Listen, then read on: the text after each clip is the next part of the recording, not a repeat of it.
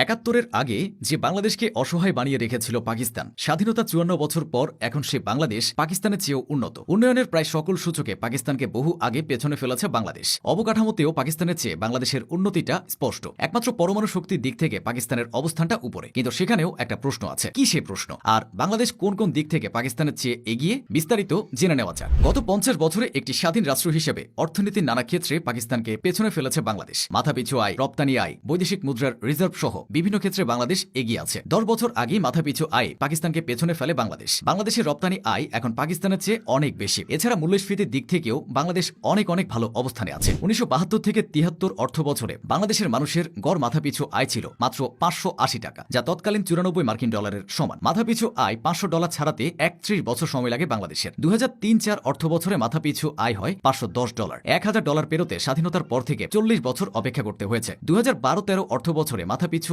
আয় $১,০৫৪। পরের ৭ বছরে তা দ্বিগুণ হয়ে যায়। এর মধ্যে ২০১৭-১৮ অর্থ বছরে পাকিস্তানের মাথাপিছু আয়কে ছাড়িয়ে যায় বাংলাদেশ। ওই অর্থ বছরে পাকিস্তানের মাথাপিছু আয় হয় $১,৪৫৯। ওই বছর বাংলাদেশের মাথাপিছু আয় বেড়ে দাঁড়ায় $১,৭৫১। অর্থনৈতিক সূচক বাদ দিলেও নানা ক্ষেত্রে বাংলাদেশের অগ্রযাত্রা এতটাই দৃশ্যমান যে দুই দেশের ব্যবধান এখন বৈশ্বিকভাবেও চিহ্নিত। অবকাঠামো উন্নয়নের দিক থেকেও বাংলাদেশ গত এক দশকে যে অবস্থানে পৌঁছেছে, পাকিস্তান সেই গতির ধারে কাছেও নেই। পদ্মা সেতু, metro rail, Karnaphuli tunnel, Dhaka elevated expressway, Chattogram Payra Mongla বন্দর আধুনিকীকরণ, ৪ লেন ও ৮ লেন মহাসড়ক, এসব প্রকল্প বাংলাদেশের ভৌত উন্নয়নকে এক নতুন উচ্চতায় নিয়ে গেছে। বিদ্যুৎ উৎপাদন ও বিতরণ নেটওয়ার্ক, গ্রাম পর্যন্ত সংযোগ সড়ক, বিমানবন্দর উন্নয়ন, এসব ক্ষেত্রেও বাংলাদেশের সাফল্য প্রকট। পাকিস্তান যেখানে বিদ্যুৎ ঘাটতি, কর্মকাণ্ডের ঝুঁকি এবং অব্যবস্থাপনার কারণে অবকাঠামো খাতে বারবার পিছিয়ে যায়, সেখানে বাংলাদেশ তুলনামূলকভাবে ধারাবাহিক ও স্থিতিশীলভাবে প্রকল্প শেষ করতে সক্ষম হয়েছে। এই স্থিরতা বিনিয়োগ, যোগাযোগ এবং বাণিজ্যের জন্য বাংলাদেশকে অনেক বেশি প্রস্তুত করেছে। মানব সম্পদ উন্নয়নও বাংলাদেশের শক্তির জায়গা। গত ২ দশকে নারীর শিক্ষা, কর্ম অংশগ্রহণ, মাতৃস্বাস্থ্য, টিকা কর্মসূচি, কমিউনিটি ক্লিনিক, এসব পদক্ষেপ মানুষের দক্ষতা ও সম্ভাবনা বাড়িয়েছে। গড় আয়ু, শিশু মৃত্যু, ও সাক্ষরতায় বাংলাদেশ পাকিস্তানকে ছাড়িয়ে গেছে বহু আগে। প্রাথমিক থেকে মাধ্যমিক শিক্ষায় মেয়েদের অংশগ্রহণ এখন বাংলাদেশের একটি আন্তর্জাতিক সাফল্য হিসেবে বিবেচিত হয়। দেশের গ্রামীণ অবকাঠামো, স্থানীয় স্বাস্থ্যসেবা, খাদ্য নিরাপত্তা সব মিলিয়ে বাংলাদেশের মানব সম্পদ ভিত্তি এখন তুলনামূলকভাবে শক্তিশালী। অপরদিকে পাকিস্তান ধারাবাহিক রাজনৈতিক অস্থিরতা, নিরাপত্তা সংকট, দারিদ্র্য বৃদ্ধি ও দুর্বল শিক্ষা ব্যবস্থার কারণে